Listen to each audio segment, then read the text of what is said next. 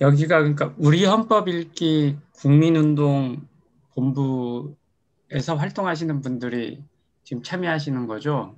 예, 네, 맞습니다. 예. 아유, 그런 뭐 헌법에 대해서 사실 굉장히 많이 알고 계실 것 같고, 예.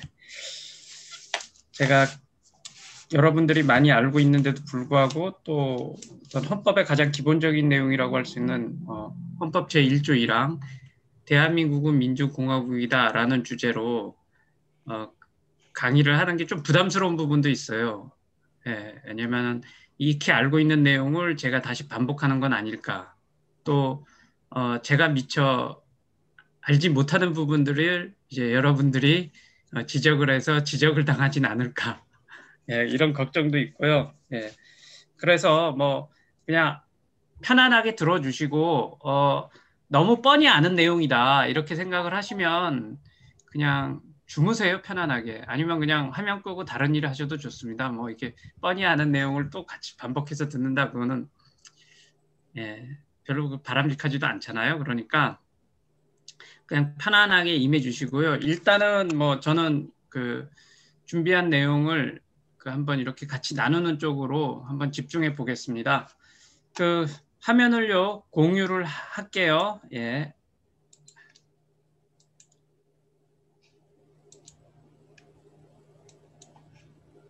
이게 왜? 자, 공유가 지금 됐습니까? 네.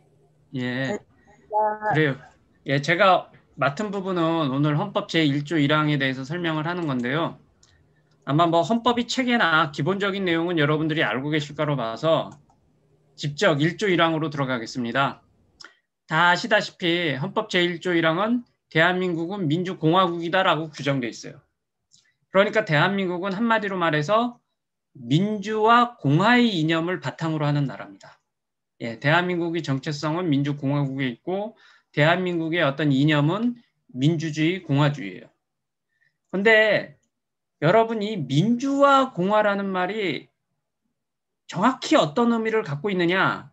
이게 그렇게 쉽지가 않습니다. 사실은 여러분들도 다 아시겠지만 이 민주공화라는 이 민주주의와 공화주의라는 게 역사가 거의 2500년의 그 장구한 역사를 갖고 있을 뿐 아니라 민주와 공화라는 거는 어떤 좋은 정치 체제의 대명사처럼 표현이 되고 있기 때문에 너도 나도 할 것 없이 민주주의 쓰고 공화주의란 말을 썼어요. 민주와 공화라는 말을 쓰다 보니까 정말 민주가 뭔지 공화가 뭔지 정확하게 이해하기가 쉽지가 않아요.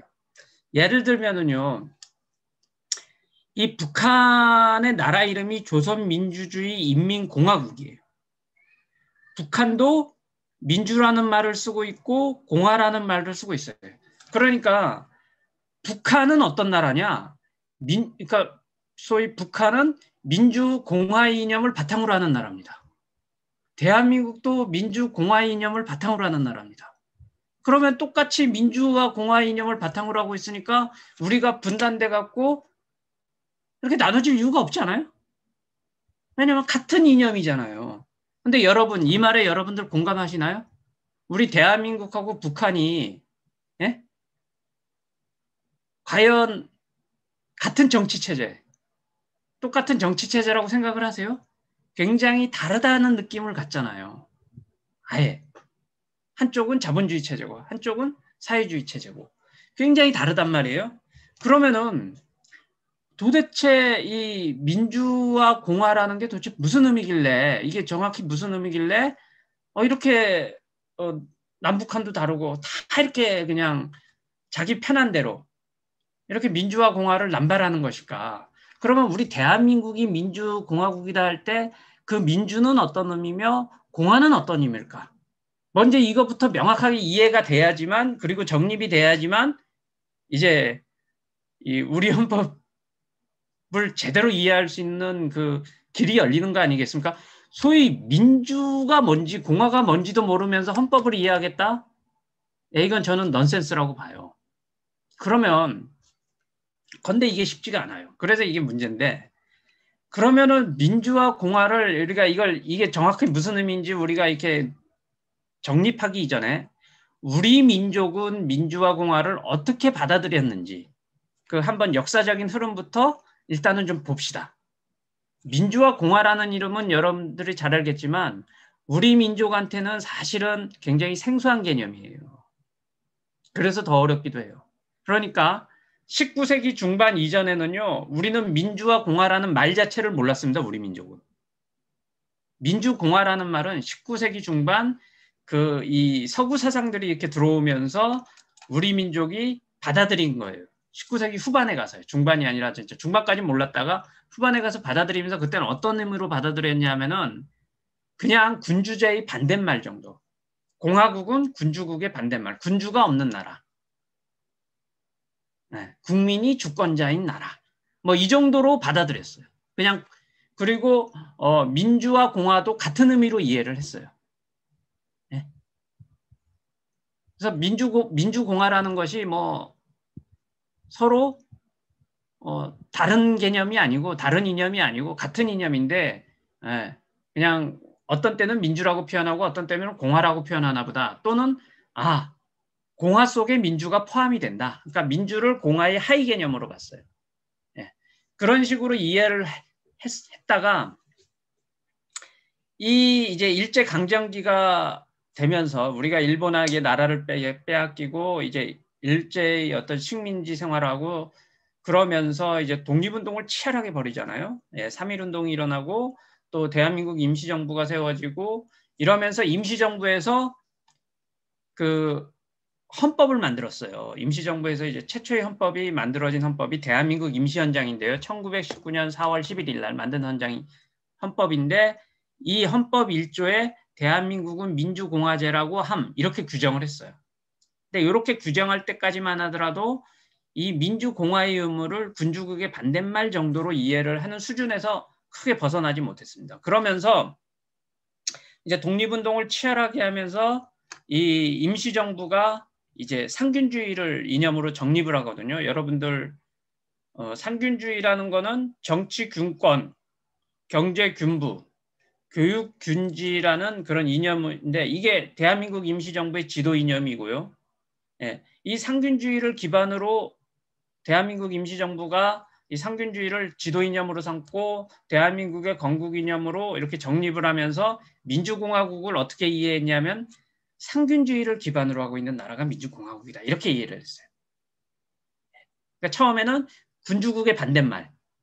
근데 지금 그리고 일제 투쟁 시기에 임정 시대기에는 상균주의를 기반으로 하는 나라. 정치군권, 경제균부, 교육균지를 기반으로 하고 있는 나라가 민주공화국이다 이해를 했다가 이제 우리가 해방이 되잖아요. 해방이 되면서 남북이 분단되는 어떤 비극적인 상황이 벌어집니다. 그러면서 민주공화국의 의미가 다시 또 변질이 돼요. 어떻게 이해를 하느냐? 공산주의의 반대말로 이해를 해요. 그러니까 민주공화국은 반공국가로 이해를 한 거예요. 그리고 권력 분립 뭐 이런 것들이고 민주주의도 얘기하지만 반공국가의 이미지가 이제 강하게 부각이 됐죠. 그래서 공산주의의 반대. 그러니까 군주국 초기에는 군주국의 반대가 공화국이라면 공산국가의 반대가 바로 민주공화국이다. 이렇게 이해를 한 거예요. 그렇게 이해를 하고 박정희 정권이 들어서면서 이제 치열한 민주화 투쟁이 벌어지는데 이 박정희 대통령이 또 민주공화라는 말을 엄청 좋아했어요. 여러분, 박정희 대통령이 만든 정당 이름이 뭐죠? 우리 박기영 선생님, 박희성 선생님인가요? 네, 말씀하시는 것 같은데. 공화당? 공화당이었나요? 민주공화당이에요. 네. 약칭공화당. 그래갖고 민주공화라는 말을 박정희가 너무 좋아해서 박정희 대통령이 너무 좋아해서 이제 정당 이름도 민주공화당을 하고 민주공화국을 엄청 강조합니다. 그런데 박정희 대통령이 생각한 민주공화국은 뭐냐? 반공국가 플러스 경제성장 총화단결이에요. 특히 반공과 총화단결이 민주공화국의 그 모습으로 본 거예요. 그리고 민주공화국을 그런 모습으로 우리 국민들한테 각인을 시켜놨습니다. 그리고 박정희 대통령이 흉탄에 맞고 이제 쓰러지고 그러면서 한동안 이 민주공화국, 특히 민주공화라는 말은요, 우리 사회에서 굉장히 이 부정적으로 인식이 됐었어요. 그래서 지식인들이 특히 민주주의는 그래도 우리가 민주라는 말은 이제 민주화 투쟁하면서 자꾸 썼잖아요. 그래서 민주는 그나마 봐줄만 했는데 공화국 이거는요 굉장히 안 좋게 이미지가 박히기 시작했어요. 여러분들 그 여파가 지금도 깔려 있는 게 여러분들 이렇게 신문 보세요. 안 좋은 거 붙을 때 뭐라고 붙어요? 예를 들면은 검찰공화국, 삼성공화국, 부동산공화국. 안 좋은 거 붙일 때 공화국이란 말을 붙입니다. 그렇잖아요.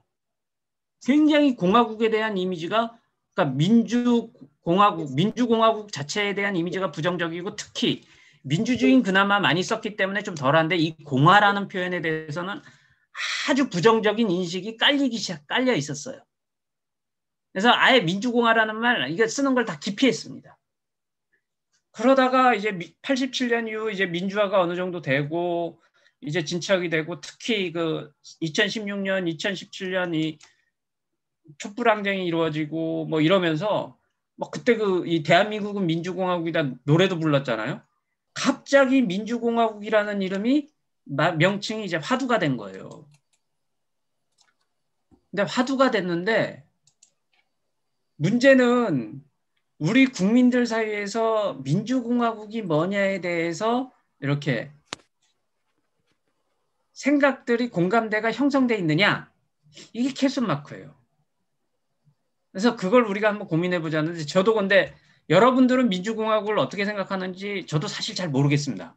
그래서 강의를 하려고 하면 여러분들의 이 생각도 좀 읽으면서 공감을 해야 될 것 같기 때문에 제가 좀 여러분들의 일단 이야기를 듣고 싶어요. 여러분들은 민주공화국, 특히 민주화공화를 어떻게 의미하시나요? 어떻게 이해하시나요? 민주공화국 하면 뭐가 떠오릅니까? 뭐가 민주공화국인가요?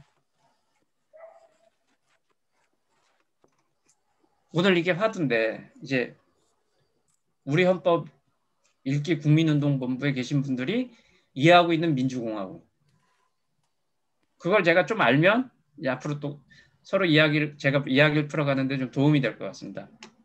여기 말씀 좀 해주실 분 계신가요?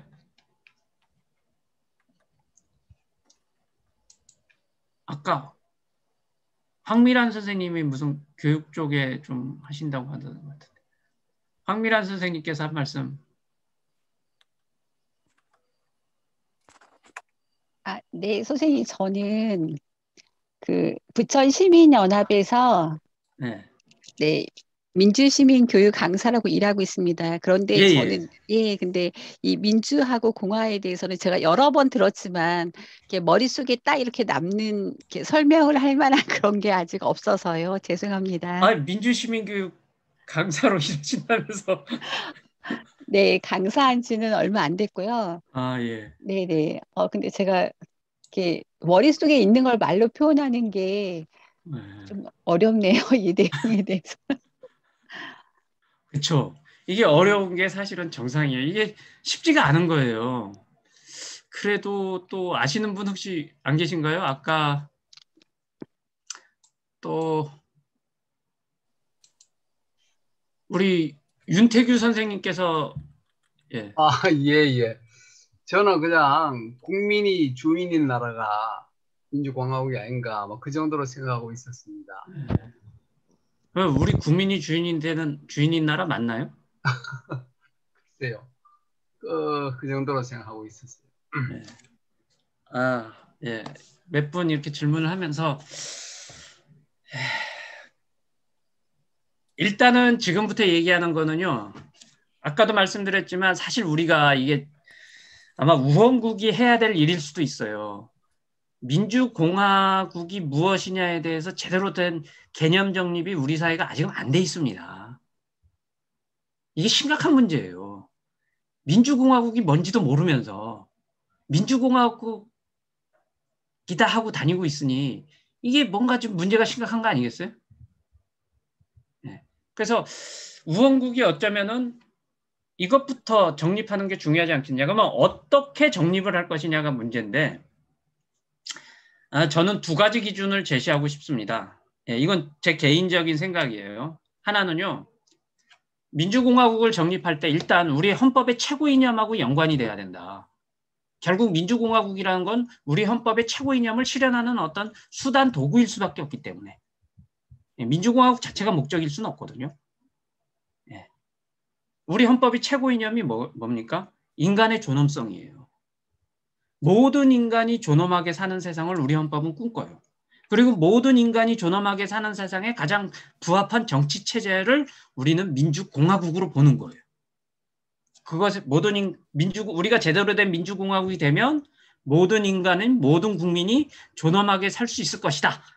네. 이렇기 때문에 당연히 이 민주공화국이라는 것은 헌법의 최고 이념하고 관련돼서 우리가 고민을 해봐야 될 것이다. 이렇게 생각이 들고요. 또 하나는 아까도 얘기했지만 민주주의라든지 공화주의라는 게 한 2500년이 역사를 갖고 있는 유구한 이념이라고 그랬잖아요. 이게 아주 깊습니다. 그 뿌리를 찾아가면 어디냐면 고대 그리스 로마까지 가요.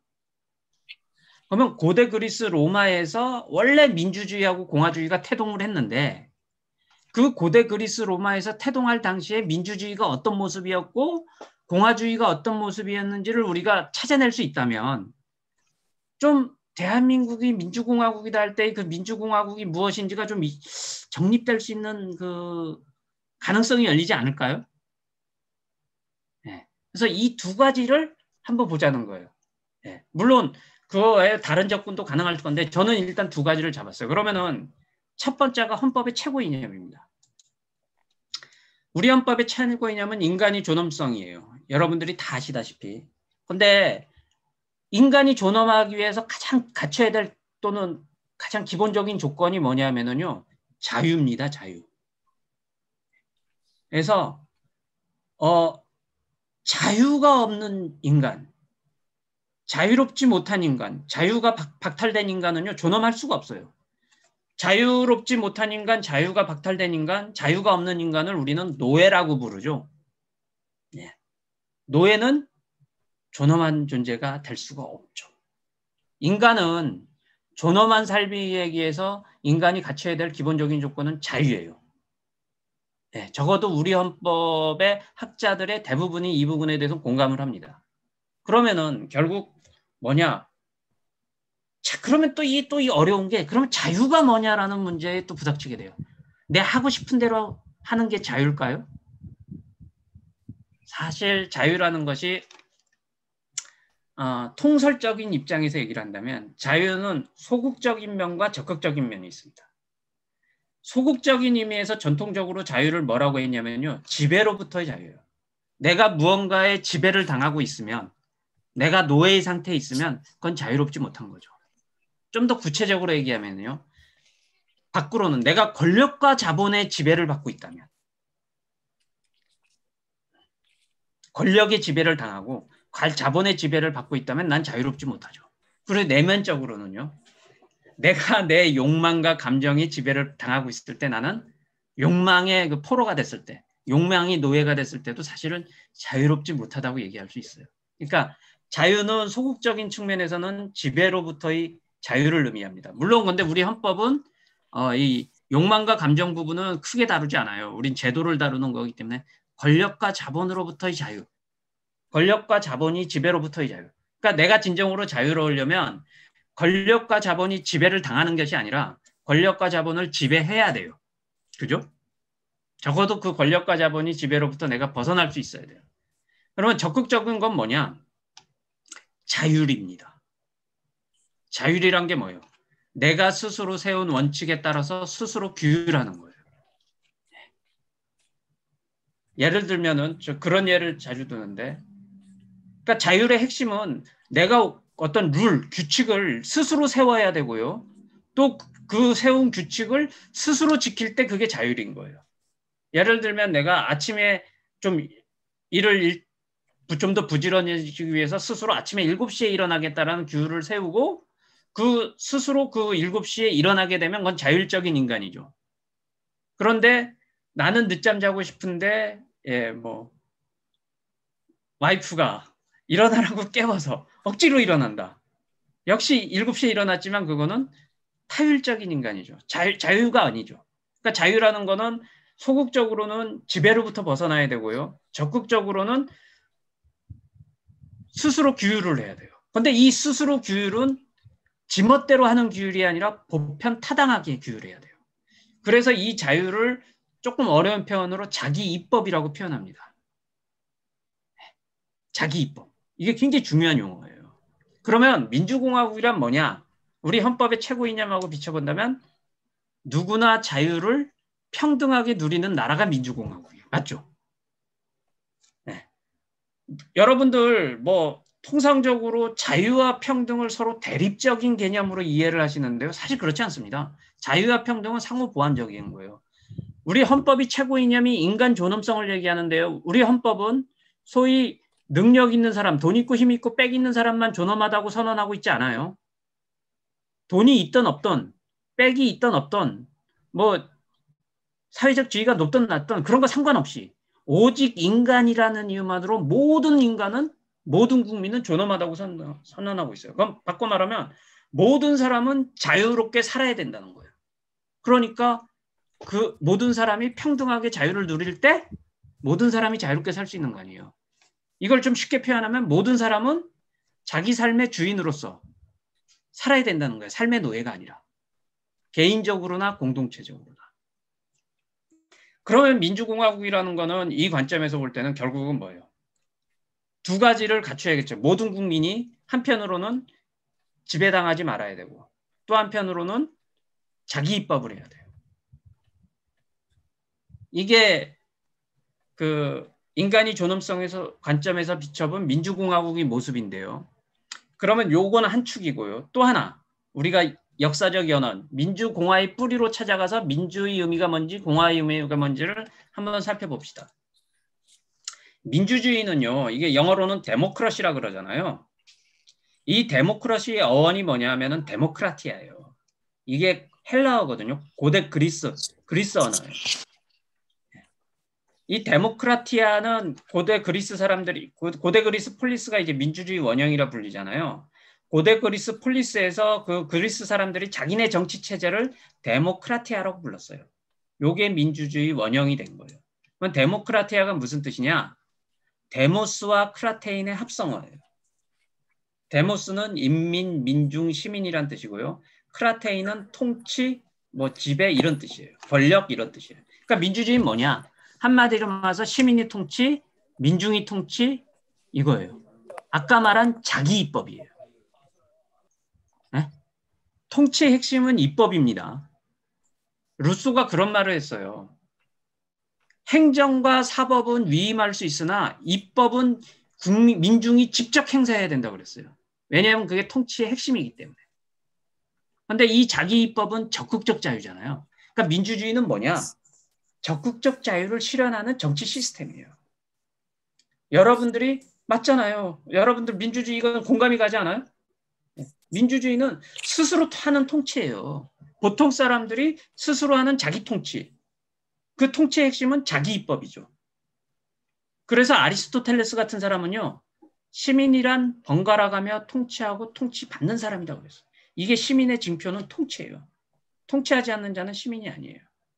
그러면은요. 여러분들께 물어보겠습니다. 여러분은 시민이 아니면 노예입니다. 그죠? 그러면은 여러분 시민인가요? 노예인가요? 혹시 여기서 나는 노예다라고 하시는 분 한번 손 들어 보실래요?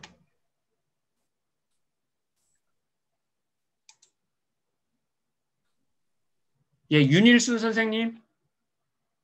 혹시 시민이세요?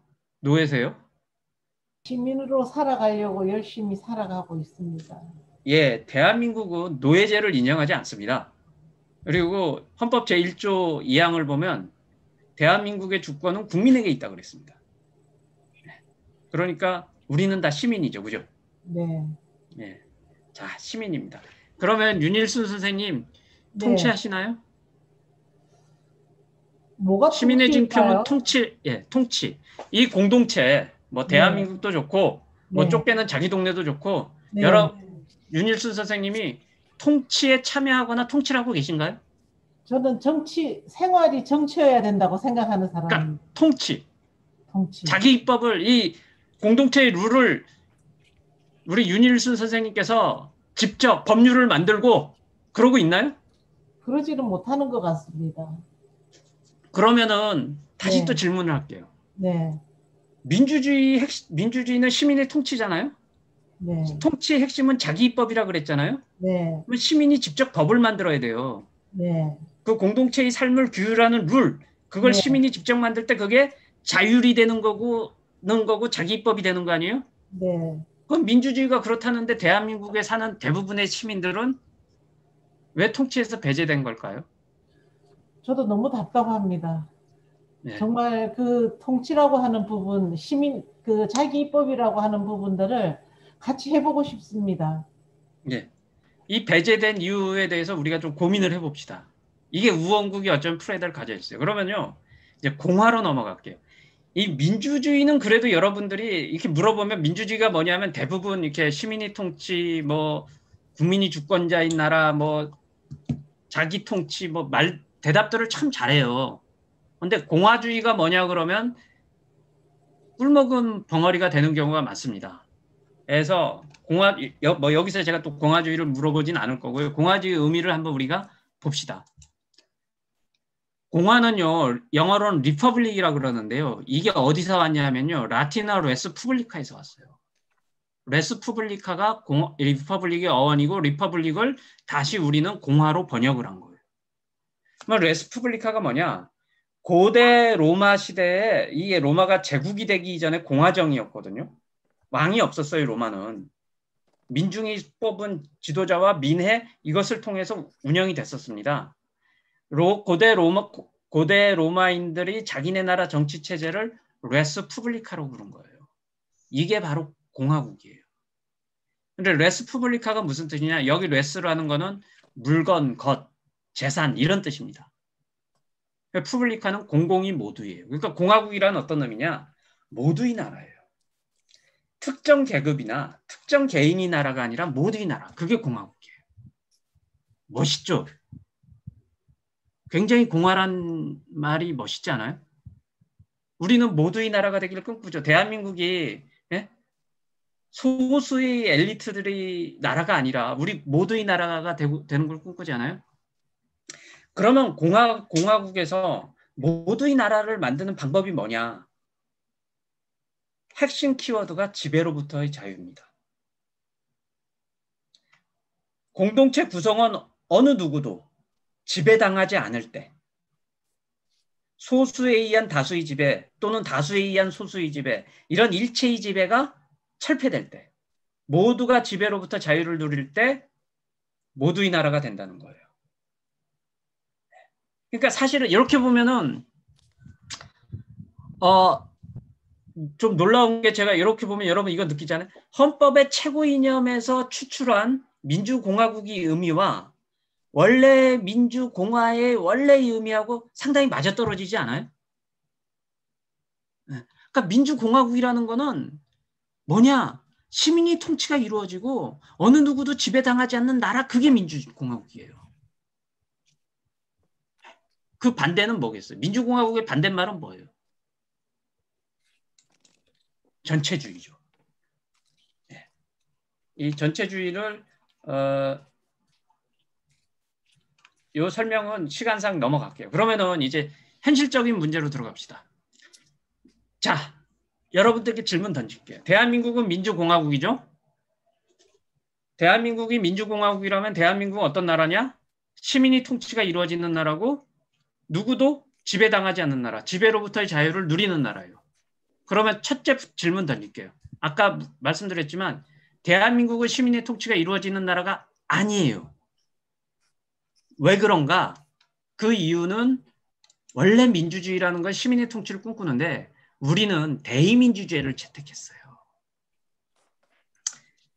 그러니까 시민이 직접 통치하는 게 아니라 시민이 선출한 대표자가 시민을 대신해서 통치하는 대의제를 채택했습니다. 그래서 통치는 대통령이 하고 국회의원이 하고, 예?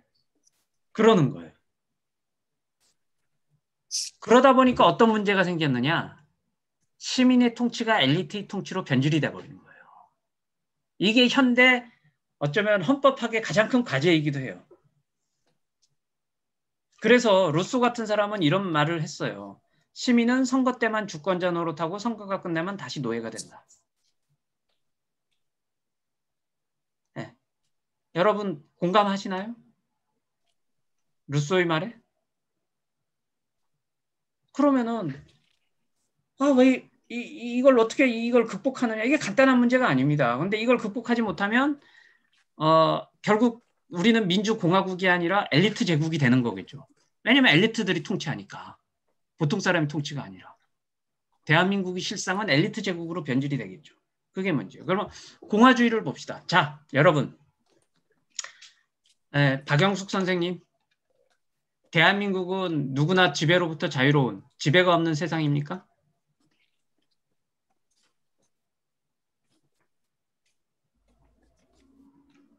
박영숙 선생님 마이크 끄시고 마이크 열어주시고 어찌 생각하세요? 대한민국은 누구나 자유롭고 평등한 지배가 없는 그런 나라인가요? 아니요. 아니 그렇게 그 국가 정체성을 부정하는 발언을 하셔서 되겠습니까? 아니요. 예, 이번에 이재용 사면도 저는 대한민국이 정말 1%의 어떤 가진 자들에 의해서 돌아가고 있다고 생각합니다. 네, 맞아요. 공화주의는 지배가 없는 세상을 꿈꾸지만 대한민국을 보면 아닌 것 같아요. 정치나 경제나 권력과 자본이 집중, 그리고 지배 현상이 심하죠. 그래서 우리 현실을 보면은 시민의 통치, 지배로부터 자유가 형식화되어 있어요. 그러니까 뭐 헌법은 분명히 민주공화국이라고 써놨죠. 우리나라는 민주공화국이에요. 우리나라는 시민의 통치가 이루어지는 나라고요. 우리나라는 지배로부터 자유가 실현되는 나라예요. 그죠? 민주공화국이니까. 그런데 실질은 아니죠. 형식화됐어요. 그리고 그 결과는 뭐냐? 우리 현실을 이제 얘기하면 굉장히 또 길어지겠지만 기본적으로 대한민국의 그러면 실상은 뭐냐? 제가 볼 땐 민주공화국이 아니라 경쟁에서 승리한 소수의 엘리트가 나머지 다수를 지배하는 엘리트 제국이다. 스카이캐슬의 나라다라고 생각을 해요. 제가 너무 과격하게 지금 보고 있나요? 너무 현실을 부정적으로 보고 있나요? 네. 이 스카이캐슬이 히트치는 나라. 이건 사실 슬픈 나라입니다. 이 대한민국을 제가 보면은요, 대한민국은 이 스카이캐슬에 들어가기 위해서 전 국민이 태어날 때부터 무한 경쟁을 하는 나라 같아. 그래서 입시지옥부터 시작해서 끝없는 경쟁, 끝없는 경쟁을 하는 그래서 스카이캐슬에 다 들어가려고 하고 몸부림치는. 그러다 보니까 지금 우리 현실은 엘리트 제국이라고 얘기하는 것이 오히려 맞지 않나요? 그러면은 이 얘기하다 보니까 길어지는 것 같긴 한데 왜 이렇게 된 거죠? 대한민국은 민주공화국이라며요. 민주공화국에 우리가 이렇게 따져보니까 민주공화국은 시민의 통치가 이루어지는 나라고 지배로부터 자유를 누릴 수 있는 나라예요. 모든 국민이 평등하게 자유를 누리며 사는, 그래서 모든 국민이 존엄하게 사는 그런 나라가 민주공화국이에요. 근데 왜 현실은 전혀 그렇지 못할까요? 우영국에 계신 분들이니까 그 이유가 뭔가요?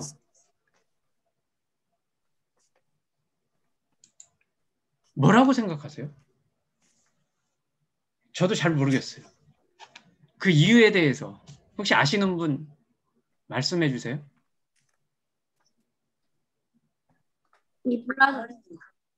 예?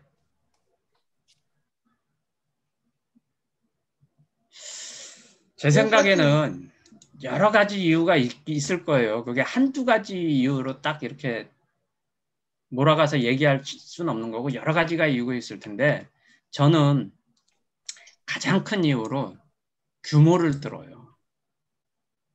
그러니까 이 거대한 대한민국이라는 이 거대한 국가 단위로는요 시민의 통치가 물리적으로 불가능합니다. 대의제로 갈 수밖에 없어요. 5천만이 넘는 시민들이 한 자리에 모여서 국사를 논의하고 결정한다는 것은 불가능하잖아요. 그러니까 민주주의는 위기로 갈 수밖에 없어요.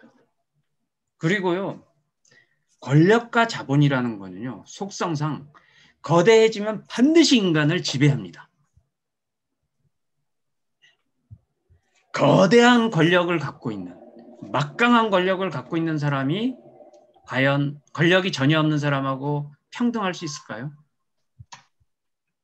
뭐 아까 이재용 이야기도 했는데 삼성과 같은 엄청난 권력, 자본 권력을 갖고 있는 사람이 과연 인간 위에 군림하지 않을 수 있을까요? 권력과 자본은 속성상 거대해지면 반드시 인간을 지배하게 돼 있어요. 그러니까 문제의 핵심은 뭐냐? 우리 대한민국이 시민의 통치와 지배로부터 자유? 이걸 실현하기에는 너무 크다는 거예요. 그러니까 불가피하게 이렇게 갈 수밖에 없어요. 이게 우리 비극이에요. 그러면 해법은 뭐냐?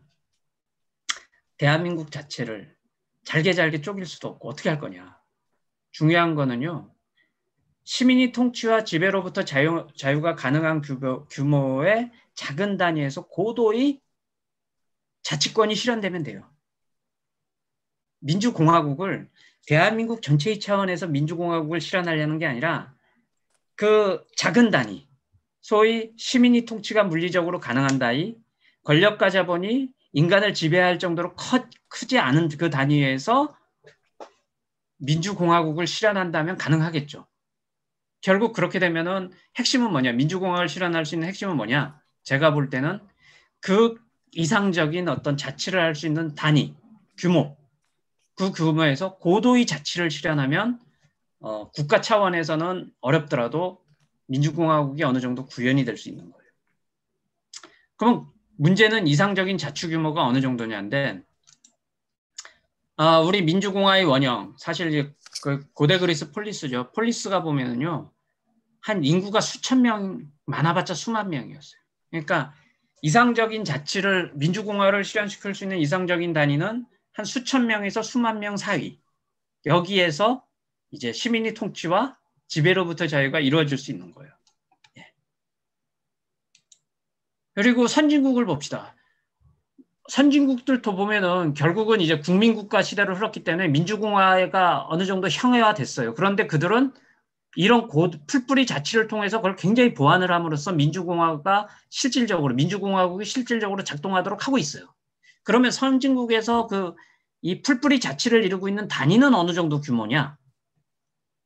프랑스 같은 경우는요, 1,800명입니다. 2,000명도 안 되는 그 작은 단위, 우리나라 보면 뭐 리단인가요? 읍면동보다도 적죠. 아주 작은 단위에서 고도의 자치를 해요. 정부를 세우고 법률을 만들고 또 세금도 걷고 뭐 이러면서 해요. 독일은 어느 정도냐? 7,000명입니다. 이 규모에서 해요. 미국은 어느 정도냐? 7,700명이에요. 평균. 미국은 워낙 또 뭐 땅덩어리도 크고 워낙 다양해서 각양각색이긴 한데 평균 7,700명. 스위스. 전 세계에서 풀뿌리 자치가 가장 발달했다는 그 나라. 3,500명이에요. 그러니까 선진국에서는 뭐냐? 1만 명이, 평균 1만 명이에요. 평균 1만 명이 안 되는 그 규모에서 풀뿌리 자치를 실현함으로써 민주주의와 공화주의를 실질적으로 구현하고 있어요. 그래서 국가 차원은 거대해졌지만 그런 쪽으로 보완이 되면서 어느 정도 자유와 평등을 누릴 수 있는 그 근거들을 만들어내요. 그래서 우리처럼 엘리트 제국으로 치닫고 스카이캐슬로 치닫는 것을 많이 보완할 수 있어요. 예를 들면 스위스 같은 나라는요, 사실 국민소득은 우리 3배입니다. 86,000불이에요. 그렇지만 여기는요, 우리처럼 집중돼 있지 않아요. 한마디로 말해서 예를 들면 스위스 같은 경우는 대학 진학률이 30%예요. 우린 70%가 넘잖아요. 우리는 학벌 사회잖아요. 스위스는요, 대학을 진학하지 않았다고 해서 사회적으로 불이익도 별로 없고요. 컴플렉스도 거의 없어요. 그러니까 대학 갈 사람만 가는 거예요. 그래서 30%밖에 안 됩니다. 대학 진학률이 30%밖에 안 되지만 우리보다 3배나 잘 살아요. 환경보전은 우리보다 더 끝나게 잘해요. 행복지수 우리보다 훨씬 높아요. 그들이 이렇게 우리보다 이렇게 잘 살고 이러는 이유가 스위스 국민이 우수해서 그런 것 같아요? 전혀 안 그래요. 스위스의 정치 제도가 우수해서요. 그들은 고도의 자치를 누리고 있거든요. 거기서 나오는 창의성과 자율성이 스위스를 이렇게 강하게 만드는 거예요. 우리는 어떤가? 우리는 풀뿌리 단위를 어디서 하고 있냐면요. 시군구에서 하고 있어요. 시군구 평균 인구가 22만 4,954명입니다. 20만이 넘어요. 선진국에 비해서는 어마어마하게 큰 규모입니다. 이 아리스토텔레스가 이런 말을 했어요. 인구가 10만 명이 넘어가면 폴리스가 될 수 없다고 그랬어요. 그 말은 뭐냐? 인구가 10만 명이 넘어가면 민주공화국이 작동되는 게 아니라 엘리트가 통치하게 된다는 거예요. 시민이 통치가 불가능해서. 엘리트 통치가 되면 그건 폴리스가 아니라 그랬거든요. 그런데 우리나라는 뭐냐? 풀뿌리 자치 단위에서도 국가와 마찬가지로 엘리트 통치가 관철될 수밖에 없는 규모라는 거예요. 사실 그렇지 않나요? 시군 자치구에서 우리가 통치에 참여하나요? 시장, 군수, 자치구청장, 그리고 시의회, 군의회, 자치구의회, 의원들, 이 사람들이 통치하고 있지 않나요? 우리는 풀뿌리 단위에서도 통치가 배제됐어요. 그러면 한 단계 더 아래로 내려가 봅시다. 읍면동은 어떠냐? 읍면동도요, 인구가 평균 15,000명이에요. 선진국에 비해서는 결코 적지 않습니다. 그럼에도 불구하고 제가 읍면동에 주목하는 이유는 우리나라가 진짜 어떤 이 형해화된 민주공화국이 실질화되려면 아무리 커도 읍면동 단위에서 고도의 자치가 이루어져야 되겠구나. 읍면동 단위에서 정말 시민의 통치, 이게 실현되면, 읍면동 단위에서 어떤 고도의 자치가 실현된다면 우리가 그나마 지금 이 엘리트 제국의 속에서 신음하는 이 현실에서 벗어나서 민주공화국이 어느 정도 실질적으로 이루어지지 않겠느냐, 이런 생각을 하는 거예요. 그렇지 않나요? 시군자치군 너무 크지 않나요? 민주공화국을 하기에는?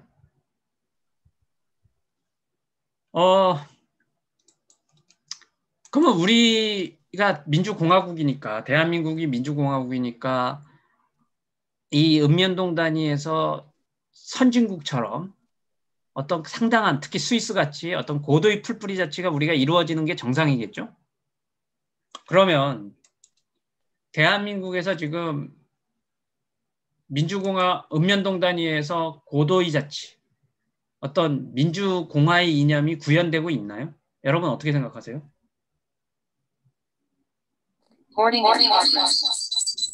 예? 예, 말씀하시죠. 예. 아까 울려서. 예. 읍면동이 현실을 보면은요, 자치 사각지대예요. 여러분, 읍면동장 우리 손으로 뽑습니까? 우리가 읍면동 의회에 참여해갖고 우리가 읍면동에 뭐 조례라도 만들 수 있나요? 아무것도 없어요. 우리 현행 읍면동은요, 그냥 하부행정기관에 불과해요. 제가 헌법학자로서 이제 민주공화국에 대해서 공부를 하다가 우리 현실을 보면서 사실은 뜨악했어요. 야, 이거 말이나 되는 일이냐. 가장 민주공화국을 이상적으로 실현할 수 있는 그 단위에서는 완전히 자치 사각지대라는 게 이게 도대체 무슨 조화냐. 그러면서 우리는 민주공화국이다 하고 외치고 있는 게 아닌가? 그러면 대한민국이, 우리 민족이 처음부터 우리는 그러면 이렇게 소위 말해서 민주공화를, 그러니까 풀뿌리 자치를 할 능력이 없고 역사와 전통도 없고 그러다 보니까 이렇게 되는 건가? 그렇지 않아요. 사실은 우리는 읍면동 자치 경험이 있습니다. 풀뿌리 단위 자치 경험이 있어요. 조선시대, 봉건 안교시대부터 있었어요. 예, 향촌 자치라 그래서 향촌에서 주민 스스로 향약 만들고 향의 유양세 구성하고, 특히 이 시도나 시군구 차원에서는 이제 왕이 임명을 했지만, 이 관찰사라든지 수령이라든지 임명을 했지만, 읍면동 차원에서의 그 소위 현재 읍장, 면장, 동장 같은 사람은 향해에서 뽑았어요. 우리 조선시대에도. 물론 이때는 한계는 있었죠. 이게 양반 자치였죠. 조선은 신분사에 있으니까 양반들만의 자치였죠. 그러나 18, 19세기 신분제가 동용되면서 이 향해에 일반 농민들도 참여합니다. 여러분들 이제 동학혁명 이렇게 보면 거기에 직강소 얘기가 나오잖아요. 농민들이 직강을 뽑았고 직강소를 운영하면서 자치를 했다. 그게요, 동학혁명 때 새로 생긴 제도가 아니에요. 원래 우리가 전통적으로 있던 제도예요. 있던 제도가 동학혁명 때 좀 더 활성화됐을 뿐이에요. 그러한 전통이 있었기 때문에 조선 조정이 갑오 을미 개혁을 하면서 향해조규라는 법을 만들어요. 그 법에 보면은요, 군 단위에선 대항해를 두고요, 읍면동 단위에선 중항해를 두고, 이 리 단위에서는 소향해를 두도록 했어요. 그리고 직강은 이제 중향해의 의장이에요. 그리고 소향해의 의장은 존위예요. 그러니까 읍면동장이라고 봐도 돼요. 소향해에선 리장. 이거 다 향해에서 선출하도록 했어요. 그리고 이 향해는 천민도 다 참여할 수 있고요. 직강으로 출마 천민도 할 수 있도록 해놨어요. 왜냐하면 신분제가 갑오개혁으로 철폐됐으니까. 그래서 조선 봉건 왕조 시대에도 우리가 자치를 했던 경험이 있고 자치에 대해서 지금의 보다 훨씬 더 선진화된 규정이 있었어요. 근데 이게 제대로 실시가 안 되고 이제 무산이 되죠. 왜냐하면 우리가 그 일제 식민지로 전락을 해버리는 바람에. 그리고 일제 입장에서는 이런 걸 놔둘 수가 없지. 이거 놔두면은 다 독립운동하지 않겠어요? 철저하게 자치를 말살시켰죠. 그리고 해방이 됐어요. 여러분들 혹시 아시는 분은 아시겠죠? 해방되면요, 읍면자치제 실시했었고요, 동훈준자치제 했었습니다. 읍면의회가 있었어요. 그리고요, 읍면동장을 우리 손으로 뽑았었어요. 그랬던 시절이 있었습니다. 이 해방 직후에 나라의 기틀이 아직 안 생긴 그 혼란기에도 민주주의 하려면 이거 해야 된다고 했어요. 근데 이게 박정희 군사 쿠데타가 일어나면서 싹 사라집니다. 예. 읍면동장 직선제 폐지해버리고 읍면자치 폐지해버리고 다 읍면동 자치의 그 뿌리를 박정희 군사정권이 독재정권이 싹 없애버렸어요. 뿌리를 아예 짓밟아버린 거예요. 그리고 오늘날까지 지금 이런 상황이 온 겁니다. 그래서 사실은 아까 제가 말씀드렸지만 우리가 일제시대 때 그 독립운동을 하면서 민주공화국을 어떻게 이해했다고 그랬어요? 상균주의에 기반한 국가라고 그랬잖아요. 상균주의가 뭐라고 그랬어요? 정치균권, 경제균부, 교육균지입니다. 정치균권, 즉 모든 사람이 권력을 교룩에 갖는 것이 뭐겠어요? 읍면동 단위에서 풀뿌리 자치가 이루어져야겠죠. 경제군부, 부를 교룩에 갖는 것, 읍면동 단위에서 역시 마을 기금이 세워져야 되고 읍면동 단위에서 경제가 활성화돼야겠죠. 교육균지도 마찬가지예요. 그러니까 제가 참 놀라운 게 우리 헌법의 최고 이념으로 볼 때나 또 민주공화의 원형 그 뿌리를 볼 때나 우리가 독립운동을 하면서 그렇게 투쟁했던 상균주의 이념으로 볼 때 민주공화국의 상은 사실 그려져요. 엘리트 제국이 절대 아니에요. 지금처럼 권력과 자본이 중앙에 집중된, 중앙의 소수 엘리트에 집중된 그런 나라는 우리가 꿈꾸는 민주공화국의 정반대입니다. 우리가 꿈꾸는 민주공화국은 권력과 자본이 밑으로 골고루 배분이 돼서 권력과 자본이 골고루 배분이 돼서 누구나 자유를 평등하게 누리는 나라예요. 그런데 우리 현실은 그렇지가 않은 거죠. 그래서 이걸 바꿔야 되는데, 그래서 저는 진정한 대한민국이 민주공화국으로 하려고 하면요, 마을 연방 민주공화국으로 가야 된다 생각을 해요. 우리나라는 단일 국가잖아요. 근데 미국이라든지 아까 스위스라든지 독일이라든지 이런 나라는 연방 국가인데, 연방 국가가 뭐냐면 이 표준국어 대사전에 아주 정의를 잘 해놨어요. 자치권을 가진 다수의 나라가 공통의 정치 이념 아래 연합하여 구성하는 국가. 그러니까 미국 같은 경우는 자치권을 가진 주, 50개의 주가 어떤 민주공화라는 그 정치 이념 아래, 자유민주주의죠, 미국은. 자유민주주의라는 정치 이념 아래 미합중국 구성했죠. 그러면 우리도 고도의 자치권을 가진 3,500개 읍면동, 이걸 일종의 마을 민주공화국으로 만들어서 민주공화라는 그 헌법 이념 아래서 연합해서 구성되는 이런 마을 연방 민주공화국 대한민국을 만든다면 진정한 의미에서의 어떤 그 시민의 통치와 지배로부터 자유가 이루어질 수 있지 않을까. 이걸 꿈꾸면 어떨까. 이런 생각을 합니다. 그와 관련돼서 최근에 국회에 좀 의미 있는 법안이 발의가 됐어요. 주민자치법안이 6개가 발의됐어요. 그래서 이 법안이 제대로 된 어떤 주민자치법안이 만들어진다면 읍면동에서 좀 자치가 좀 실질화될 수도 있고, 그렇게 되면은 정말 마을연방민주공화국으로, 원래 마을연방민주공화국으로 하려면 이제 개헌까지 가야 되겠죠. 그 가는 교두보가 되지 않을까. 그래서 이 주민자치법이라는 것이 대한민국을 진정한 민주공화국으로 만드는데 중요한 의미가 있겠다. 이런 생각을 합니다. 네, 이렇게 하고요. 덤으로 하나 더 얘기한다면, 아까 공화주의를 얘기하면서 제가 그냥 슬쩍 건너뛰었는데, 공화주의는요, 그러니까 소수에 의한 다수의 지배도 거부하고요, 다수에 의한 소수의 지배도 거부해요. 누구도 지배당하지 않는 그런 정치 공동체를 꿈꾸기 때문에 그런 거예요. 그렇기 위해서 필요한 걸 보통 3가지를 얘기합니다. 권력 분립, 법치주의, 시민적 특성, 이런 걸 얘기하는데, 그 중에서 이제 권력 분립과 관련돼 갖고 공화주의가 취하고 있는 정치 체제가 혼합정이에요. 혼합정이란 말 들어보셨나요? 예. 공화주의는 기본적으로 이 군주정과 귀족정과 민주정이 다 존재하고, 예? 이게 서로 견제와 균형을 이루면서 어느 누구도 지배하지 않는 그런 정치 체제를 만드는 것을 꿈꿉니다.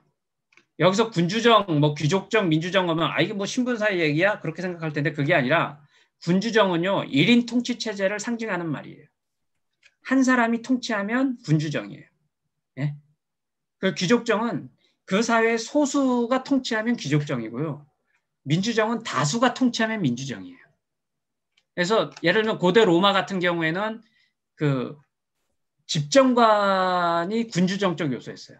선출된 임기제 군주가 사실 집정관이거든요. 그리고 원로원, 귀족들로 구성된 원로원이 소수 통치 체제였고요. 일반 평민들도 다 참여할 수 있는 민회가 있었어요, 로마는. 이 민회가 바로 민주정적 요소였어요. 그럼 우리 대한민국 한번 봅시다. 민주공화국 대한민국에서 군주정적 요소 있어요. 대통령 군주예요. 선출된 임기가 있는 군주가 대통령이에요.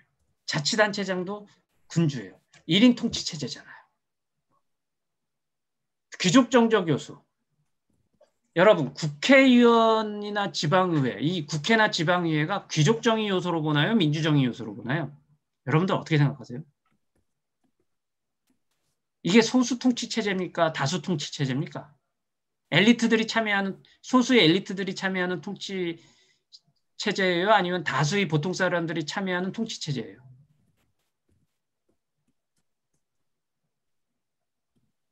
어떤 것 같아요? 정밀환 선생님? 이 국회 지방의회, 이게 귀족정인가요? 민주정인가요? 저는 귀족정으로 일단 봤는데 이게 제가 보는 게 맞나요? 아니구나. 황밀환 선생님. 예. 혹시 어때요? 국회 지방의회.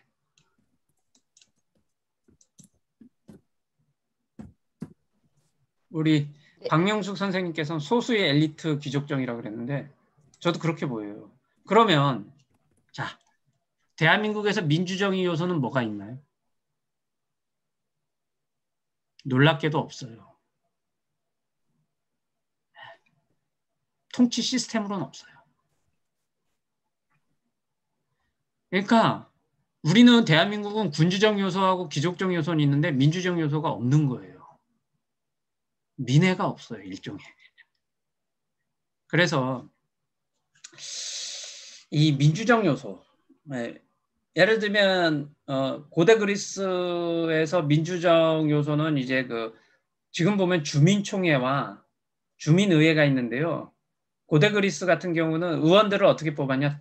제비뽑기로 뽑았어요. 처음엔 얘네들도 선거로 뽑았어. 그러다 보니까 잘난 놈들만 다 의원 해먹는 거예요. 그게 무슨 민주주의냐 그래갖고 제비뽑기로 바꿨습니다. 근데 우리는 오히려 선거, 그러니까 고대 그리스 사람들한테 선거는 귀족정적 요소고 선거제는 귀족정적 요소고 추첨제는 민주정적 요소라고 했는데 우리는 오히려 선거를 민주주의 꽃이라고 얘기하고 다니죠. 그래서 완전히 그렇게 갭이 있는데 어쨌든 이런 것들이 필요하다라고 저는 생각을 해요. 이제 마무리를 하면서 사실은 우리가 이제 민주공화국을 진짜 이루려면은 뭐 이 풀뿌리 단위에서 고도의 자치를 하는 것이 기본이지만 또 중앙 정치 체제를 또 지금처럼 그대로 두는 것도 또 문제가 있어요. 이와 관련돼서 저는 이 아랜드 레이파트라는 이 비교 정치학자인데요. 이분의 견해를 우리가 경청할 필요가 있다. 이분이 민주주의를 두 유형으로 나눠요. 다수제 민주주의와 합의제 민주주의. 예. 그리고 이 36개 민주주의 국가, 우리 대한민국도 포함됩니다. 이게 분석을 해서 아, 보니까 다수제 민주주의보단 합의제 민주주의가 우수하구나. 이 다수제 민주주의는 뭐냐? 승자 독식 민주주의예요. 선거에서 승리한 쪽이 권력을 다 가져서 전행을 할 수 있는. 예. 대한민국은 좀 다수제 민주주의에 가깝죠. 다수제 민주주의 특징은 대결 정치입니다. 왜냐하면 all or nothing이거든요. 우리 대통령제가 그런 거 아니에요. 대통령 51%도 아니지. 그냥 최다 득표만 하면 40%를 먹어도 100%의 권력을 갖잖아요. 그러니까 이제 이 대통령제에서 우리 사회가 완전히 진영으로 나눠져 갖고 와장창 싸우잖아요. all or nothing이니까. 그래서 저는 우리 만일 개헌을 한다면 헌법을 좀 바꿔서 이 합의제 민주주의 요소를 많이 도입해서 지금 이 대결 정치에서 화합 정치로 바꾸는 시스템이 필요하다. 그렇게 하려면 한 5가지가 제도화돼야 되는 게 아니냐.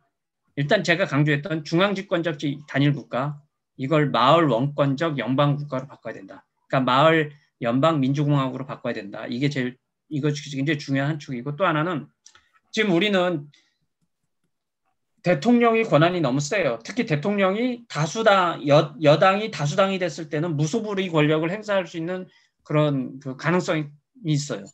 그러니까 대통령 우위예요.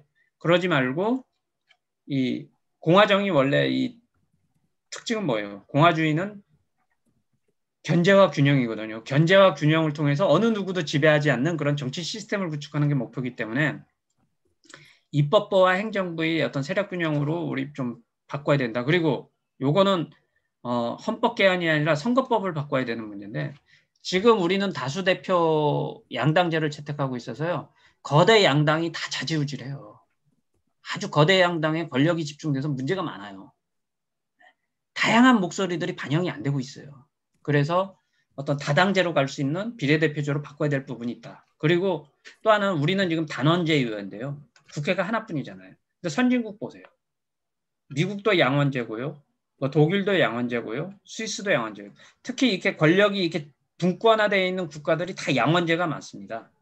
그래서 이 하원은 일반 국민을 대표하지만 상원은 지역을 대표하도록 이런 식으로 해서 권력을 배분하고 있는데 우리도 지역대표 상원을 포함한 양원제회를 둬야겠다. 그리고 이 지역대표 상원인 같은 경우는 저는 좀 더 우리가 급진적으로 가서 선거제로 가지 말고 제비뽑기로도 해보자. 그리고 우리는 지금 국민투표가 일부 뭐 헌법 개정에 필수적 국민투표가 있고 대통령이 이제 부의하면은 국민투표를 할 수 있는데 국민 스스로 국민투표를 요구할 수 있는 권리는 없고요. 국민 발안이라든지 국민 소환권은 아예 없습니다. 이런 것들이 좀 제도화돼야 되지 않을까. 그래서 이런 형태의 이런 것들이 제도화가 된다면 우리가 지금과 같은 엘리트 제국이 아니라 좀 참된 민주공화국으로 갈 수 있지 않겠느냐. 그래서 이러한 어떤 고민들과 생각들이 되게 중요할 수 있다. 이런 생각을 합니다. 이렇게 해서 이런 화합정치 제도화, 풀뿌리 자치를 포함해서 이런 화합정치를 제도한다면 대한민국이 진정한 민주공화국으로 가지 않을까 이런 생각을 합니다. 예, 이상으로 저희 그 발제는 마치고요. 이제 좀 뭐 나누는 시간을 갖도록 하죠. 예. 네, 교수님 수고 많으셨습니다.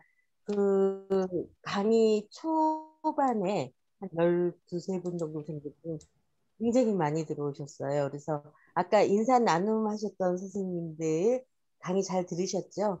지금 밀양의 그 박순걸 선생님, 부산의 최자영 교수님도 들어오셨고요. 저 상해에 아마 우리 이명필 지부장님도 들어오신 것 같고요. 그 다음에 이선아 선생님, 서건자 이사님 들어오셨고요. 박미선 선생님 네, 들어오셨네요. 지금 오늘 나눴던 이야기 중에 교수님하고 서로 이렇게 좀 교수님께 궁금한 점, 조금 더 궁금했던 점 이런 걸 먼저 질문을 좀 해주시면 어떨까 싶습니다. 예, 저 최자영인데요. 신 교수님 오늘 수고하셨습니다. 예. 아유, 예, 그래서 마지막에 말씀 잘해 주셨고요. 그 소규모 공동체. 그런데 처음에 말씀하신 것 가운데서 몇 가지 말씀드릴 게 있어서 이제 그 몇 가지 적었어요. 채팅창에다가. 예. 채팅창에. 그러니까 가장 너무나 중요한 건데 제가 신 교수님 강의는 처음 듣는 것 같은 느낌이 들었어요. 이런 그 대화를 지금까지 못 해본 것 같은데 오늘 정말 잘 된 것 같아요. 그게 가장 중요한 게 시민의 자유를 얘기할 때 절대로 노예와 비교해서 하는 게 아니다. 왜냐하면 고대 그리스의 노예 개념은 오늘 제가 말씀드릴 수가 없는데 그 시민과 정부 간 무기의 평등에 보면 그게 좀 적혀져 있고요.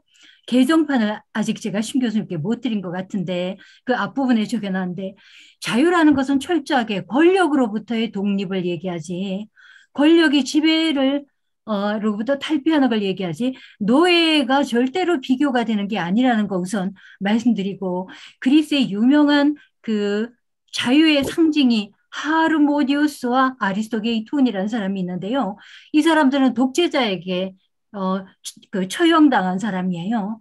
그래서 예나 지금이나 자유를 얘기할 때는 독재 참주에 한가하는 뜻으로 얘기한다.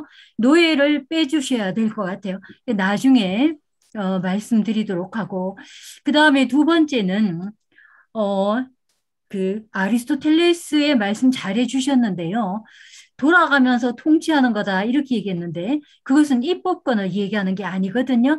그래서 오늘 말씀하신 가운데서 약간의 모순되는 부분이 있었는데 두 번째 민주정치는 입법만 스스로 한다. 행정과 사법은 위임할 수 있다고 했는데 그게 아니라 고대 아테네의 민주정치는 철저하게 입법권, 행정권, 사법권을 다 민회에서 행사를 하는데요.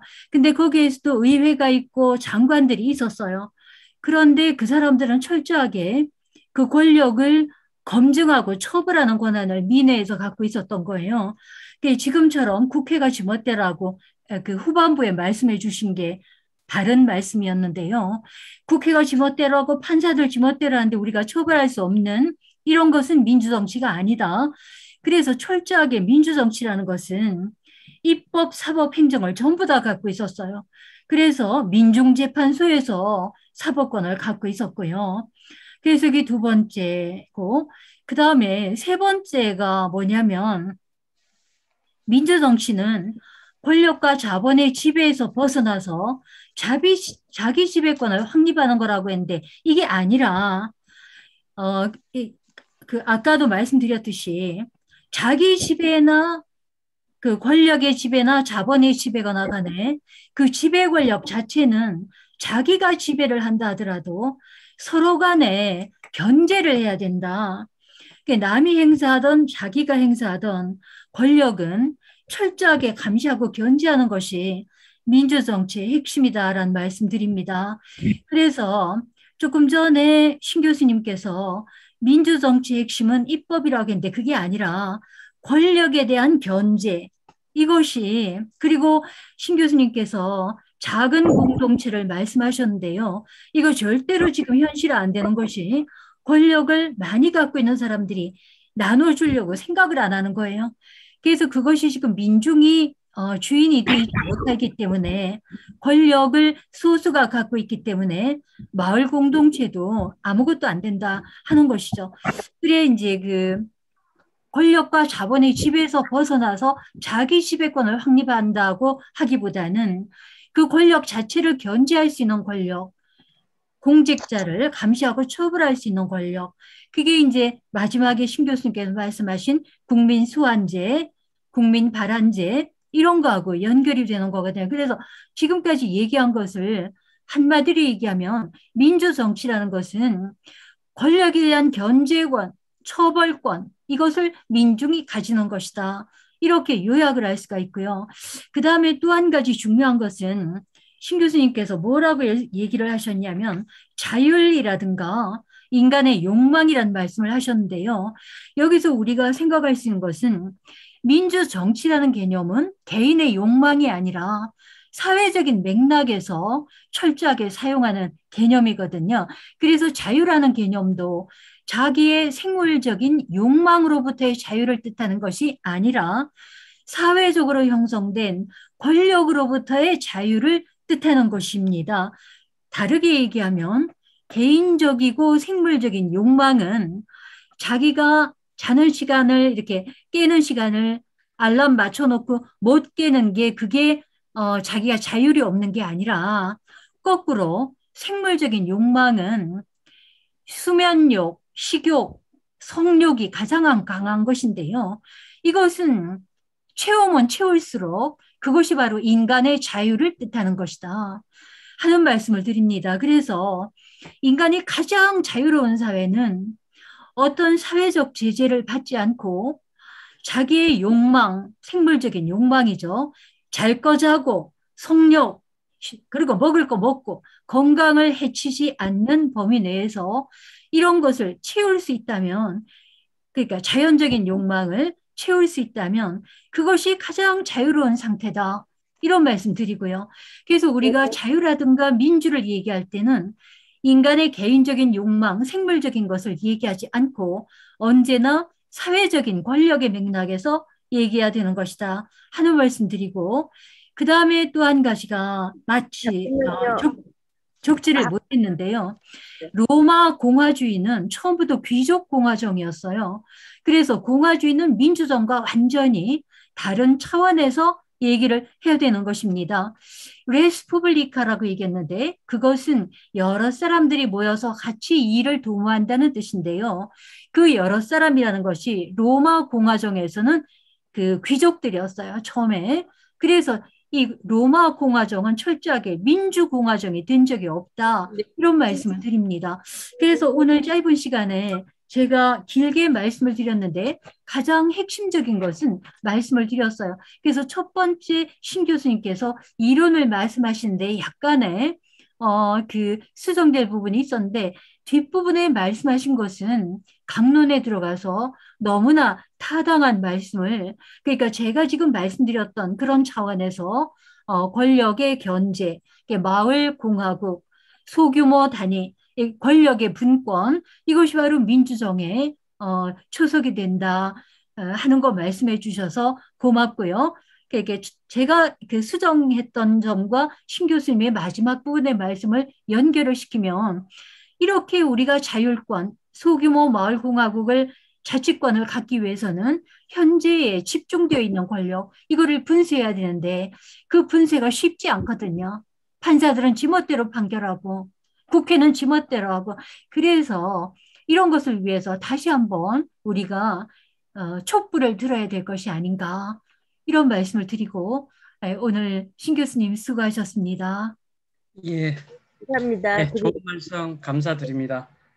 굉장히 여러 가지를 말씀을 드려서요. 제가 짧게 답변을 좀 한다면은 그 민주주의가 저는 이제 입법이 핵심이다라고 하면서 루소 이야기를 들었잖아요. 루소는 그런 말을 했어요.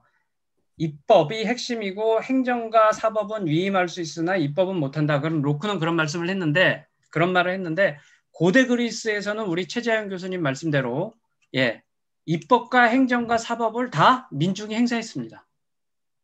민주주의원회에서. 그 부분에 대해서는 이제 최재형 고대 그리스는 그렇게 했다는 건 분명히 맞는 거고, 그러나 어떤 현대에 와서 그런 정치 사상가들 중에 이제 대표적인 사람이 이제 루소라는 사람을 들 수 있는데, 이런 사람은 그렇게 얘기를 했고요. 물론 이제 로크 같은 경우는 아예 입법도 위임할 수 있다 이렇게 얘기를 했어요. 그래서 이제 대의제가 교수님 말씀 가운데 그걸 바탕으로 해서 이제 대의제가 만들어졌고, 너무나 잘못된 얘기를, 그러니까 루소는 독학을 했는데요.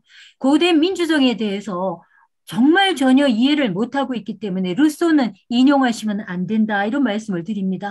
알겠습니다. 어쨌든 우리 헌법에서 그러니까 그거는 이제 견해에 따라서 좀 다를 수 있어요. 왜냐하면 로크 같은 사람은 아예 입법도 위임할 수 있다라고 봤고, 그래서 대의제가 정착이 되는데 상당히 로크 이론이 기여를 했거든요. 그러나 저는 가장 이상적인 거는 입법, 행정, 사법을 다 민중이 행사하는 거겠죠. 그러나 그럼에도 불구하고 좀 핵심이라면 결국 입법 아니냐. 입법도 놓친다면은 그건 아니지 않느냐. 이런 취지에서 말씀한 거고요. 고대 그리스에서 그렇게 얘기한 거는 예, 입법, 사법, 행정을 다 행사한 건 우리 최재한 교수님 말씀 맞고, 아까도 자유에 대해서도 조금 오해를 하신 것 같은데, 자유는 이 정치적, 사회적 의미에서의 자유도 있지만 영적인 의미에서의 자유도 있어요. 예. 영적인 의미에서의 자유는 보통 욕망, 뭐 감정, 뭐 그런 거로부터 자유를 얘기하거든요. 그래서 그것까지도 저는 설명을 한 거고, 다만 제가 앞에서도 얘기했지만 이 부분은 우리 헌법이 다루는 부분이 아니니까 논외로 하겠다 그랬잖아요. 근데 좀 포괄적으로 자유가 그런 부분도 있다는 걸 말씀드렸고, 또 하나는 이제 자유 의미에서 욕망을 강조하셨는데요. 그게 사실 현대 이론에서는 이제 그런 쪽에, 특히 이 포스트 모더니즘에서 그런 흐름들이 되게 있긴 한데, 우리 헌법학에서는 통상 자유의 의미를 칸트 이론을 많이 의존을 해요. 그래서 칸트가 얘기하는, 그리고 우리가 전통적으로 얘기하는 루소도, 물론 뭐 우리 최재한 교수님은 이제 루소도 형편없다 얘기를 하시지만, 루소라든지 우리가 전통적으로 의미하는 자유의 개념은 예, 자율이고 자기입법이에요. 예, 이런 흐름이 적어도 계몽주의 하에선 이런 것이 주류였기 때문에 저도 이제 헌법의 어떤 주류 입장에서 사실은 자유를 갖다가 그렇게 해석을 한 거고요. 물론 사실 자유주의 흐름에서는 이 자유를 갖다가 간섭의 자유를 중심으로 둡니다. 소극적 자유, 적극적 자유를 배제하고. 예, 그런 또 흐름도 있어요. 그러니까 이 경향에 따라 좀 다를 수 있는데, 저는 주류가 얘기하는 자유의 입장을 예, 이제 설명드린 거다 이렇게 얘기할 수 있고요. 그리고 로마 공화정 같은 경우는 사실 이것도 보는 관점에 따라서 여러 가지가 있는데, 결국 공화주의 이념을 그 고대 그리스 폴리스에서 뽑는 견해와 로마 공화정에서 뽑는 견해 두 가지가 학설상 큰 대립이 있잖아요. 예, 저는 그런 차원에서, 특히 그런 차원에서 접근을 한 것이다. 그래서 그런 차원에서 접근을 한 거기 때문에 그런 부분들, 왜냐하면은 결국은 어떤 우리 사회 학계에서나 이렇게 좀 어느 정도 공감대가 형성된 부분을 막 벗어나긴 좀 어렵잖아요. 예. 특히 누구지? 필립 패틱 같은 사람이 이제 다시 공화주의 부흥을 일으켰는데, 필립 패틱이 그 공화주의 핵심을 지배로부터의 자유를 받고 그 근거를 로마 공화정에서 끌고 오면서 상당히 이 공화주의가 지금 현대사회에서 다시 화두가 됐거든요. 예, 그러니까 그런 관점에서 본다면 그런 부분들을 싹 무시할 수는 없어서, 또 그런 것들이 주류 입장이기 때문에 갔는데, 로마 공화정이 갖고 있는 한계는 엄청나게 있습니다. 예, 사실 좀 귀족정에 가까운 스타일이었다는 거는 저도 공감을 해요. 공감을 하지만 그럼에도 불구하고 그들 사이에서 어떤 그 로마 공화정이란 게 사실 보면은 끊임없이 민중들이, 이 평민들이 귀족을 상대해서 투쟁했던 과정들이거든요. 투쟁하면서 만들어냈던 게 민회예요. 결국 그러나 그들은 결국 제대로 구현을 못하고 결국 과두정치로 가고 무너지고, 이렇게 그라쿠스 형제의 개혁이 실패하고 과두정치, 삼두정치로 가면서 이제 제국으로 넘어가는데, 어쨌든 그들이 갖고 있었던 어떤 그런 꿈, 이상들, 이런 것들이 이제 다시 현대사회의 어떤 공화주의의 어떤 그 뿌리가 되고 있기 때문에, 하나의 큰 흐름이 되고 있기 때문에 제가 예를 들은 겁니다. 그래서 이런 부분들을 감안하셔서, 물론 이제 최재형 선생님 말씀하신 부분도 또 한 견해로서 충분히 또 인정이 되고 논의가 되고 있기 때문에, 뭐 이런 부분은 좀 더 깊이 앞으로 또 논의하면서 풀어갈 수 있겠다, 이런 생각이 듭니다. 예, 제가 1분만 거기에 대해서 그 행정과 사법권을 위임할 수 있다라는 거기서 끝나면 안 되고요. 위임된 권력은 언제나 감시와 처벌을 민중이 최종적인 권한을 갖고 있어야 된다. 이거는 너무나 중요한 것이고, 현재 우리가 곤혹스러운 이런 지경에 처한 것도 민중이 감시와 처벌권을 행사할 권한이 아무것도 갖고 있지 않기 때문에 오늘날 같은 이런 질곡이 이루어졌다. 이 말씀드리고, 그 다음에 공화에 대해서 말씀드리는데요. 요즘에 그 공화의 유행이 이상하게 법학자들과 이런 사회학자들 사이에서 유행이 돼가지고, 그 극장의 우상같이 공화라는 것은 우리 민주공화국이라고 할 때는 민주가 들어가잖아요. 그러니까 민중이 전체가 모여서 공화를 한다는 뜻인데, 공화란 말 자체는 좋다, 나쁘다 가치관을 갖고 있는 게 아니에요. 그런데 요즘 공화주의라 그래서 굉장한 우리나라의 부흥이 일어나고 있는데 공화 자체가 어떤 굉장한 좋은 의미를 갖고 있는 것처럼 그게 완전히 넌센스다 하는 말씀을 드립니다. 외국에 누가 얘기했든 민주라는 개념은 민중이 중심에 선다는 뜻으로 그 핵심이 있는데요. 레스푸블리카라는 공화는 소수가 모여도 공화고 다수 중에 어떤 사람이 모여도 공화고 그 자체는 아무것도 얘기하는 게 없어요. 그래서 그 공화에다가 어떤 뜻을 담는다. 그게요. 너무나 웃기는 거죠. 민주라는 것은 괜찮단 말이에요. 우리 민중이 주인이 되니까. 네, 그래서 선생님. 그 말씀드립니다. 네, 감사합니다. 예, 예. 저기 다른 분들도 좀 한두 분 더 질문을 하셨으면 좋겠어서요. 다음번에는 최재형 선생님을 좀 모시고 저희가 강의를 좀 들어보는 시간을 가졌으면 좋겠네요. 저기 상해 이명필 지부장님 지금 계시죠? 이명필 지부장님 계십니까? 지금 좀 어려우신 것 같으시고요. 혹시 신영인 교수님께 한두 가지 더 질문하실 선생님 좀 질문 더 해주시면 좋겠네요.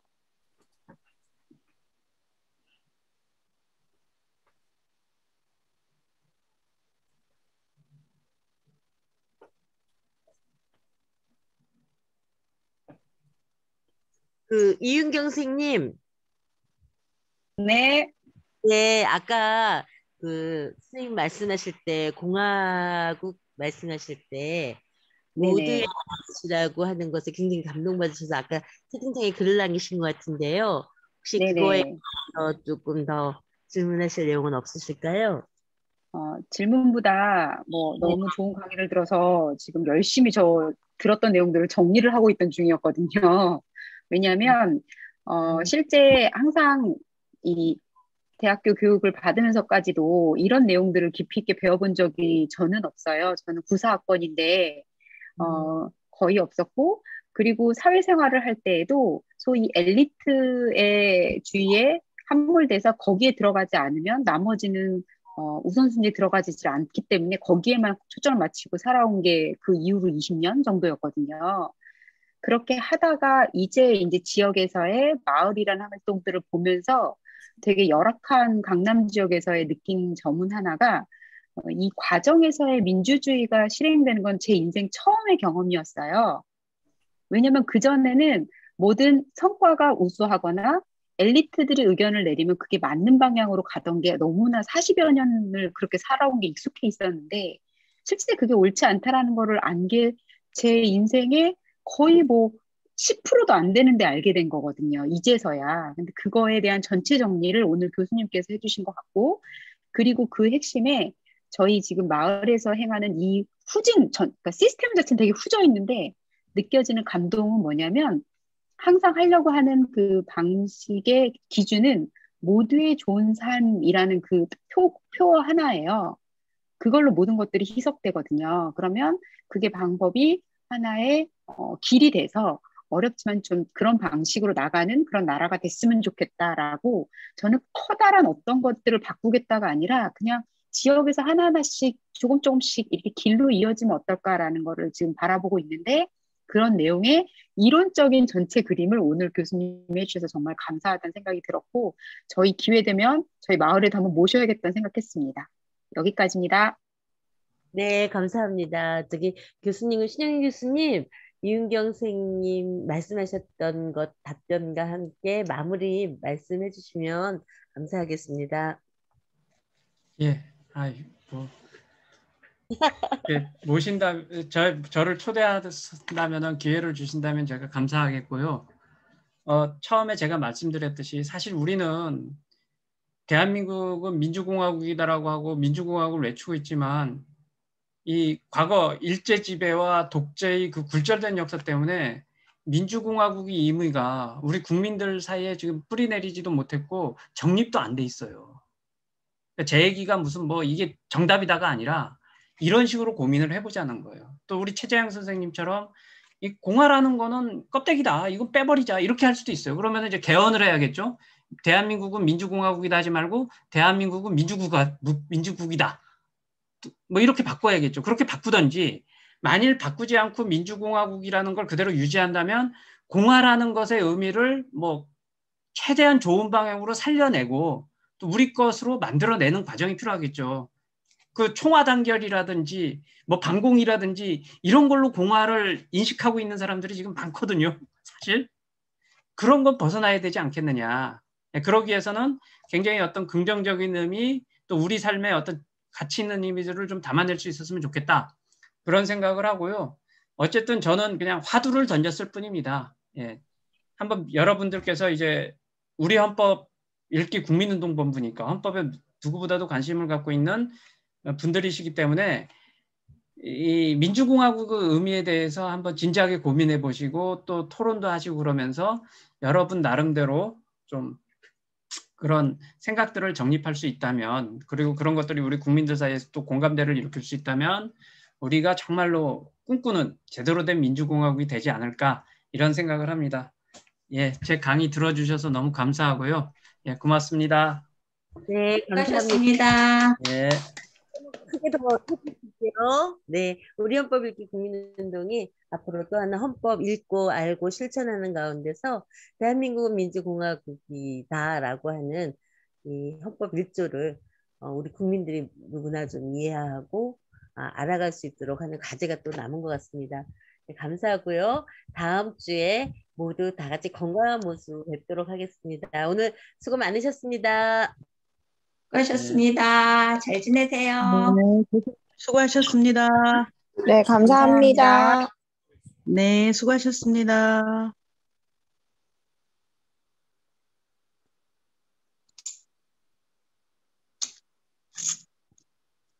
이미영 이사님 수고 많으셨어요.